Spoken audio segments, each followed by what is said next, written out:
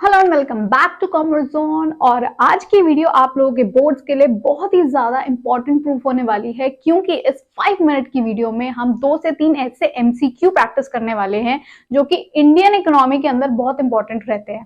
Right, तो आज मैं लेकर आई हूँ चैप्टर 1 यानी कि Indian economy on the eve of independence के कुछ ऐसे एमसीक्यूज, कुछ ऐसे ईयर्स जो कि डेफिनेटली आपके पेपर में आपको देखने को मिलेंगे। तो शुरुआत से शुरू करते हैं।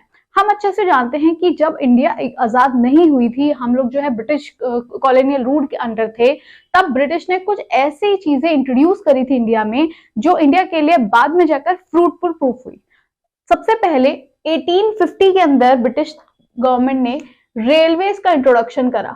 रेलवे का इंट्रोडक्शन किसी भी रीजन से किया हो, लेकिन उसका साल हमारे लिए बहुत इंपॉर्टेंट है, जो कि एमसीक्यू में आपसे जरूर पूछा जाएगा।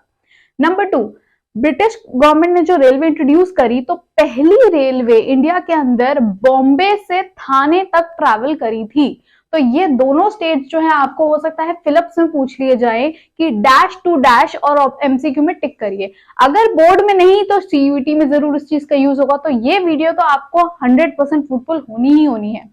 तो सबसे पहली रेलवे जो आई थी वो आई थी 1854 में, पहला ट्रैक चला था। हालांकि इंट्रोड्यूस वो 50 में हुई थी, लेकिन पहली रेलवे 54 में चली थी। कहां से कहां तक? बॉम्बे, जो अब मुंबई के नाम से जाना जाता है, से लेकर थाने तक। थाने महाराष्ट्र में ही एक आपकी डेस्टिनेशन है। नंबर 3, 1869 में स्विस कैनल का इंट्रोडक्शन हुआ था। अब ये स्विस कैनल क्या है? बहुत अच्छे से हम सब जानते हैं कि जब इंडिया कॉलोनियल रूल के अंदर था, तो इंडिया से लेकर ब्रिटेन तक ट्रेड को बिल्कुल रूटीन में इन लोगों ने कर रखा था। अब सारा का सारा ट्रेड जो है वो साउथ अफ्रीका के थ्रू होता हुआ जाता था, क्योंकि इंडिया यहाँ है और ब्रिटेन है वेस्ट में। तो बीच के अंदर जितने कॉन्टिनेंट्स आते थे, उन सबको साइड करने के लिए ब्रिटिश गवर्नमेंट ने एक ऐसा कैनाल बनाया कि डायरेक्ट जो ट्रेड है वो कंटिन्यूएशन में जाए, बीच के अंदर हमारी कहीं स्टॉपेज ना आए।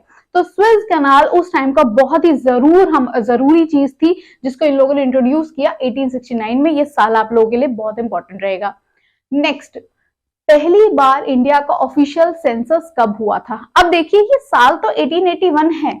आप लोगों को लगेगा कि हाँ मुझे याद हो गया है, लेकिन जब एमसीक्यू में क्वेश्चन आएगा तो वो ऑप्शंस इस तरह से देंगे: 1881, 1891, 1871 या 1861।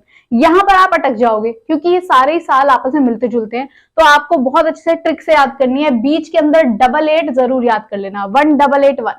राइट, ये जो साल है ये आपको बहुत इंपॉर्टेंट है। कहीं ना कहीं एमसीक्यू में आपको इंडियन इकोनॉमी में ये देखने को मिल ही जाएगा। नेक्स्ट, 1907 में हमारी टिस्को आई थी। टिस्को क्या है? Iron and steel corporation of India, जो कि टाटा लेकर आए थे। तो टिस्को हमारी आजादी से पहले की आई हुई है, इसीलिए ये साल बहुत ही ज्यादा इंपॉर्टेंट हो सकता है और कई बार एमसीक्यू में पूछा भी जा चुका है।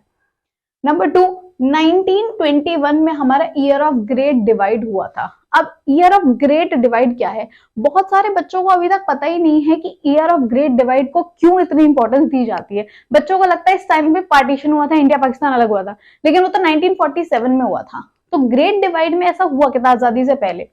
देखो, जो हमारी क्वीन थी उस टाइम पे, हमारी नहीं ब्रिटिश की क्वीन थी, उन्होंने क्या डिसाइड करा कि दिल्ली के अंदर दिल्ली दरबार लगाया और उन्होंने कहा कि हम जो है जो आपका वेस्ट बंगाल नाम का स्टेट है, वो इतना बड़ा स्टेट था कि अपने आप में वो जो है ब्रिटिश के लिए बहुत मुश्किल हो रहा था उसको टेक करना, उसको पूरी तरह से ऑपरेट करना। तो उन्होंने कहा क्यों ना हम इसके साथ डिवाइड एंड रूल की पॉलिसी खेले, और उन्होंने कहा कि हम इंडिया की डेवलपमेंट के लिए इस स्टेट को टुकड़ों में तोड़ना चाहते हैं।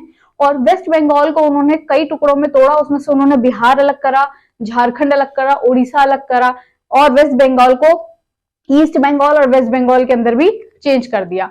तो इस तरह से 4 से 5 स्टेट में तोड़कर उन्होंने उस रूल को आसान करा अपने लिए, और इसीलिए वो साल इंडिया की हिस्ट्री में India year of great divide के नाम से जाना जाता है। 1921 में एक दिल्ली दरबार लगाया था, तब ये साल आया था, और ये आपको बहुत अच्छे से याद रखना है ग्रेट डिवाइड का रीजन क्या है और वो साल कब आया था। आखिरी इस चैप्टर से रिलेटेड है, 1932 में टाटा ने एयरलाइंस लॉन्च करी थी। हालांकि उसके बाद इतनी ज्यादा वो डेवलप नहीं हो पाई, और अब जाके टाटा इतने सालों बाद लॉन्च कर रहा है 2022 में अपनी एयरलाइंस। लेकिन टाटा ने सबसे पहली बार जो एयरलाइंस आई थी, जो इंडियन एयरलाइंस बाद में जानी जाती है जिस नाम से, वो टाटा एयरलाइंस थी और 1932 में आजादी से पहले ही टाटा ने वो एयरलाइंस लॉन्च कर दी थी। तो चैप्टर 1 के लिए इतने एमसीक्यूज आज के लिए काफी रहेंगे। नेक्स्ट वीडियो में मैं लेकर आऊंगी चैप्टर 2 से सारे related MCQ. So stay connected. All the best for your exam.